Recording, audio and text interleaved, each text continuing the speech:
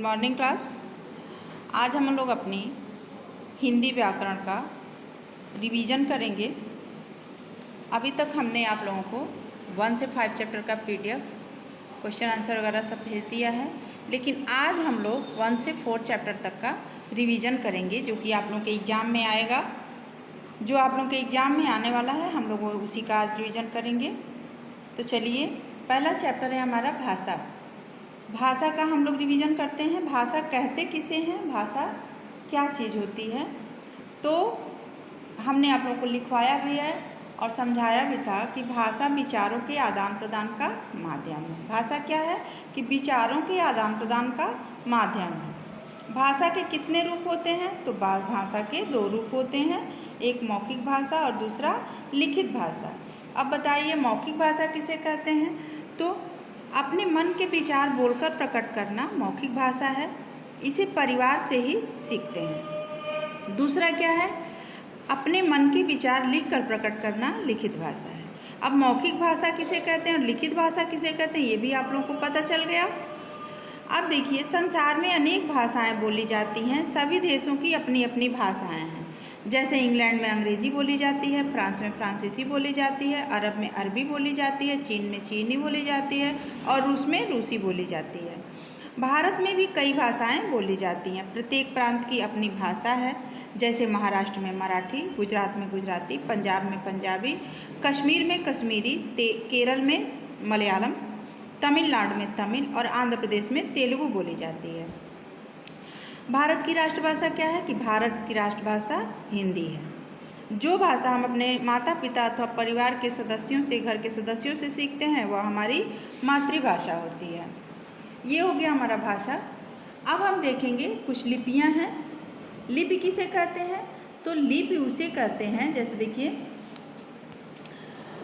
सभी भाषाओं को लिखने के लिए अलग अलग एक चिन्ह होते हैं, निश्चित किए गए होते हैं। जो चिन्ह होते हैं, इन्हीं चिन्हों को हम लिपि कहते हैं। हम एक लिपि में एक से अधिक भाषाएं भी लिख सकते हैं और एक भाषा को अन्य लिपियों से भी लिख सकते हैं। जैसे भाषा है और ये उनकी लिपियां हैं। हिंदी भाषा की लिपि है देवनागरी, अंग्रेजी की लिपि है रोमन, संस्कृत की भी देवनागरी, उर्दू की फारसी, पंजाब की लिपि है पंजाबी की गुरमुखी, बांग्ला की बांग्ला, जर्मन की रोमन और फ्रेंच की भी रोमन। ठीक है, तो अब ये हो गया हमारा लिपि। अब आते हैं हम व्याकरण की तरफ। तो व्याकरण क्या है? तो व्याकरण हमें भाषा को सही बोलना, पढ़ना और लिखना सिखाता है। भाषा के सही प्रयोग के लिए व्याकरण का ज्ञान होना आवश्यक है। ठीक है, अब यहाँ हम थोड़ी सी लिपि के बारे में पढ़ेंगे, जिसका नाम है ब्रेल लिपि। ठीक है, ब्रेल लिपि ऐसे लोगों के लिए है जो देख नहीं सकते। इस विधि में प्रत्येक अक्षर के लिए कुछ बिंदु होते हैं। जो अक्षर कागज पर उभरे होते हैं उन्हें उंगली से छूकर पढ़ा जाता है। ये किसके लिए है? दृष्टिहीनों के लिए है। जो लोग देख नहीं सकते उनके लिए ब्रेल लिपि का प्रयोग किया जाता है। ब्रेल लिपि का आविष्कार फ्रांस के लुई ब्रेल ने किया था। लुई ब्रेल जन्म से ही दृष्टिहीन थे। उन्होंने इस लिपि का आविष्कार 15 वर्ष की आयु में किया था। लुई ब्रेल क्या थे? वो जन्म से अंधे थे और उन्हें पढ़ना बहुत अच्छा लगता था, इसलिए उन्होंने इस लिपि का आविष्कार किया। ठीक है बच्चों, ये चैप्टर आप लोगों को समझ में आया। अब हम देखेंगे इसका एक्सरसाइज। बच्चा मौखिक भाषा कहाँ से सीखता है? परिवार में, विद्यालय में या बाजार में? तो परिवार में। हमने आप लोगों को लिखवाया भी, PDF के माध्यम से भी भेजा है। आप लोग अपने बुक में टिक लगाए होंगे। जो लोग नहीं लगाए होंगे फिर से लगा लेंगे, एक्सरसाइज पूरा कंप्लीट कर लेंगे। भारत की राष्ट्रभाषा क्या है? तो अंग्रेजी, पंजाबी या हिंदी? तो भारत की राष्ट्रभाषा क्या है? हिंदी। ठीक है, हिंदी भाषा की लिपि क्या है? तो रोमन, गुरमुखी या देवनागरी? तो हिंदी भाषा की लिपि क्या है? देवनागरी।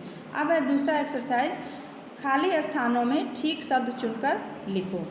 क है अपने मन के विचार लिखकर प्रकट करना लिखित भाषा है। यहाँ 2 ऑप्शन दिया है, मौखिक और लिखित, तो इसमें से हम लिखेंगे यहाँ लिखित। जो भाषा हम अपने माता पिता से सीखते हैं वो हमारी क्या है?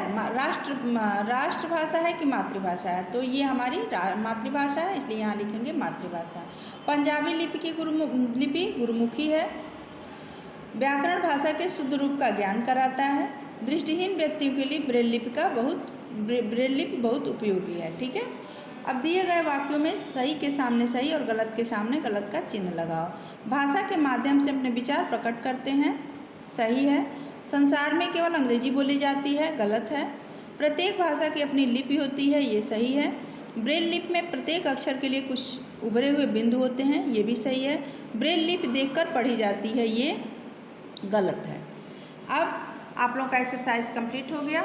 हम आगे बढ़ते हैं अगले चैप्टर की तरफ। अगला चैप्टर है हमारा वर्णमाला। वर्णमाला के बारे में भी हमने पढ़ा है कि वर्ण किसे कहते हैं, तो ध्वनि का लिखा गया रूप वर्ण कहलाता है। वर्ण भाषा की सबसे छोटी इकाई होती है, ठीक है। अब वर्णमाला किसे कहते हैं, तो सभी भाषाओं के अपने निश्चित वर्ण होते हैं। इन वर्णों को हम एक निश्चित क्रम में लिखा गया जाता है, जिसे वर्णमाला कहते हैं। हिंदी के वर्ण दो प्रकार के होते हैं। कितने होते हैं? दो प्रकार के। पहला है स्वर और दूसरा है व्यंजन, ठीक है। आगे बढ़ते हैं हम। कुछ अन्य ध्वनियाँ हैं। हिंदी में कुछ अन्य ध्वनियों का भी प्रयोग किया जाता है। अनुस्वार है, अंग की मात्रा। अनुनासिक है, चंद्रबिंदु की मात्रा। विसर्ग है, अ की मात्रा। अंग्रेजी से आया स्वर है आ। आगत व्यंजन है फ और ज, ठीक है। अनुस्वार क्या होता है? अनुस्वार का उच्चारण कैसे होता है? अंग का अनुस्वार का उच्चारण नाक से होता है। अनुनासिक का उच्चारण मुंह और नाक दोनों से होता है। विसर्ग का उच्चारण कंठ से होता है, ठीक है। संयुक्त व्यंजन क्या है? संयुक्त व्यंजन के बारे में जानेंगे कि जब दो व्यंजन एक दूसरे से जुड़ते हैं तो उन्हें संयुक्त व्यंजन कहते हैं। जैसे देखिए, क और श मिला के छत्रिय वाला छ, त और र मिला के त्र, ज और य मिला के ज्ञ, श और र मिला के श्र, ठीक है। अब हम आगे बढ़ते हैं एक्सरसाइज की तरफ। हमारा एक्सरसाइज है इसका, सही उत्तर पर सही का चिन्ह लगाओ। भाषा की सबसे छोटी इकाई क्या है? वर्ण है, स्वर है या व्यंजन है? तो भाषा की सबसे छोटी इकाई वर्ण है। इनमें से किसका उच्चारण कंठ से होता है? अंग, चंद्रबिंदु या अह? तो ये अह। इनमें से कौन सा संयुक्त व्यंजन है? घ, च या छ? तो छ है। इस पे सही का चिन्ह लगाइए। अब देखिए, दिए गए वर्णों को जोड़कर शब्द बनाओ। क, म, ल कमल, प, क, छी पक्षी, प, र, व, त पर्वत, ब, इ, द, या, ल, य विद्यालय, ख, इ, ल, आ, ड़, ई खिलाड़ी, ठीक है। ऐसे हमने लिखा है। अब इस तरह आप लोगों को ये अलग अलग करके लिखना है, ठीक है। देखिए, सही स्थान पर अनुस्वार लगाकर शब्द बनाओ। झंडा लिखा है झंडा, चंद्रमा लिखा है चंद्रमा, अंगूर लिखा है अंगूर, लगूर लिखा है लंगूर, मगल लिखा है मंगल, बदर लिखा है बंदर, ठीक है। अब हम आगे बढ़ते हैं अगले चैप्टर की तरफ। हमारा अगला चैप्टर है संज्ञा। संज्ञा के बारे में बच्चों हमने आप लोगों को अच्छे से बताया था। संज्ञा क्या होता है? तो किसी व्यक्ति, वस्तु, स्थान या भाव के नाम को संज्ञा कहते हैं।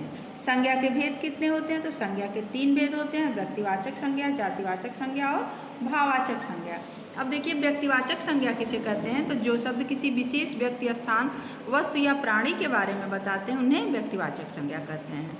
जैसे कल्पना चावला, महात्मा गांधी, गंगा, हिमालय, दिल्ली, आगरा।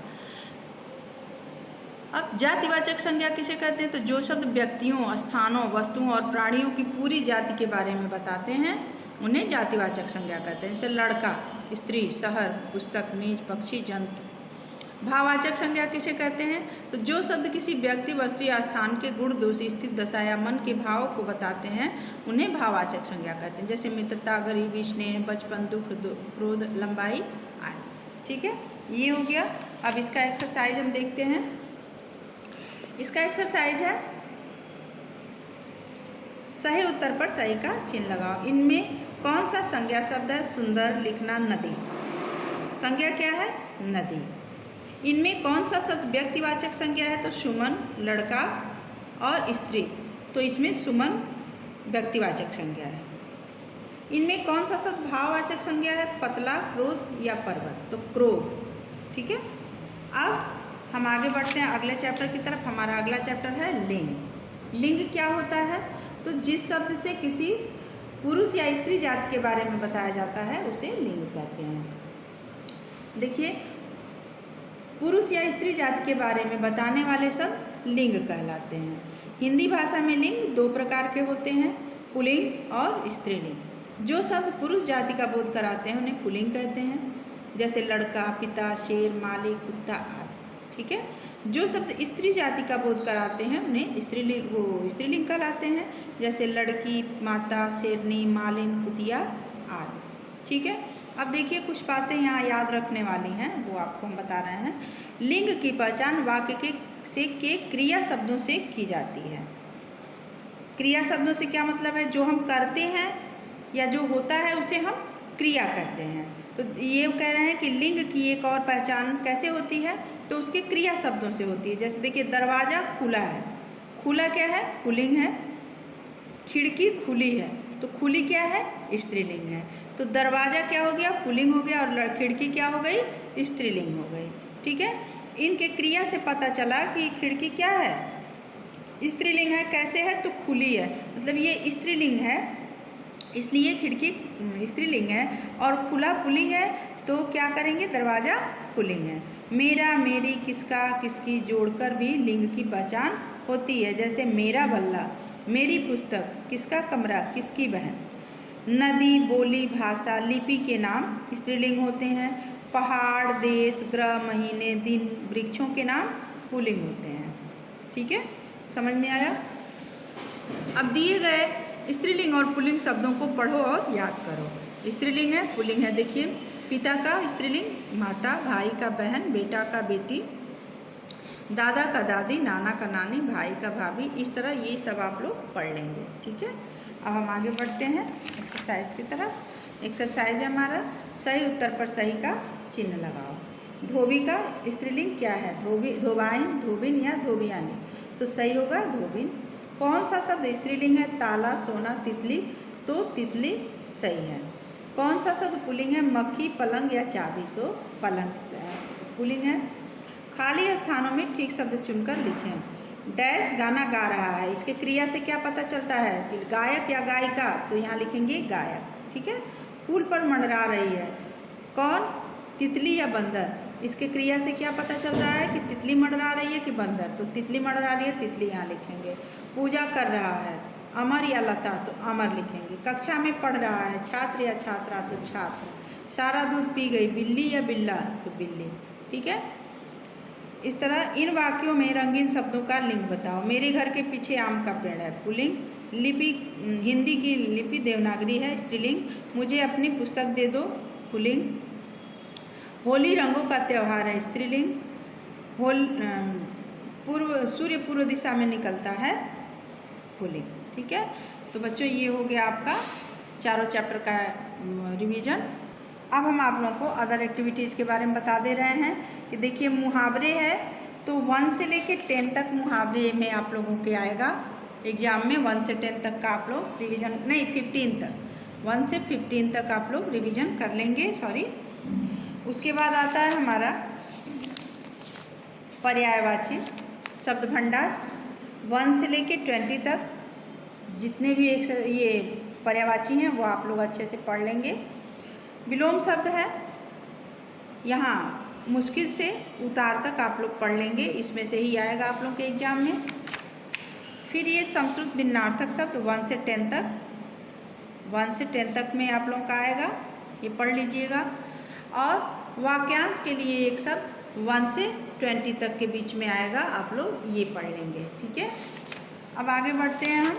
ये है, अभी छूट रहा है, देखिए अनेकार्थक शब्द 1 से 10 तक के बीच में आप लोग पढ़ेंगे, ये आप लोग के एग्जाम में आएगा। अब हम आगे बढ़ते हैं अनुच्छेद लेखन। अनुच्छेद लेखन में आप लोगों को दोनों अनुच्छेद पढ़ना होगा, स्वतंत्रता दिवस और मेरा लक्ष्य। इन्हीं दोनों में से एक आप लोगों को लिखना रहेगा, याद कर लीजिएगा। फिर पत्र लेखन है आप लोगों का।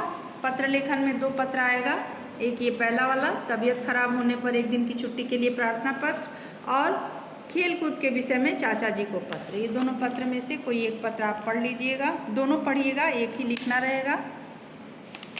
अब आता है आपका कहानी। हंस किसका और भलाई का बदला है, दोनों कहानी आप लोग लर्न करेंगे। इन्हीं दोनों कहानियाँ में से एक कहानी आप लोगों को लिखना होगा, और यही दोनों आप लोगों को आएगा। ठीक है, तो बच्चों आज का हमारा रिवीजन का वीडियो आज ख़त्म होता है। अब आप लोग इसे अच्छे से वीडियो को देख के और पूरा अपना बुक से पढ़ लीजिएगा और रिवीजन कीजिएगा। उसके बाद एग्ज़ाम दीजिए, अच्छे से अच्छा नंबर ले आइए। ठीक है। फिर हम अगले वीडियो में अगले चैप्टर के साथ मिलेंगे। तब तक के लिए आप लोग अपना तैयारी कीजिए। ठीक है, बाय।